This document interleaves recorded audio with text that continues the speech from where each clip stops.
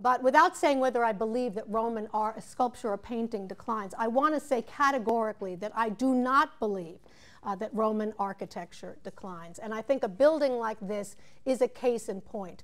This, in my opinion, is, again, one of the greatest buildings. If you compare this to the Colosseum, if you compare this even to the Sacred Pantheon, if you compare this to some of the Bath buildings that we've talked about, as impressive as they are, I think this takes its place, the Basilica Nova takes its place among the most impressive works of architecture that were left to us by the Romans. And I think you can see what I mean just by looking at this image, because to still be able to create these kinds of soaring vaults out of concrete, to face them with brick, to create windows that are large enough to essentially dematerialize the wall, and the building still stands and still stands today. The soaring vaults, those soaring rib vaults or groin vaults that we see in the center of the space, to do that at this kind of scale is an incredible architectural feat.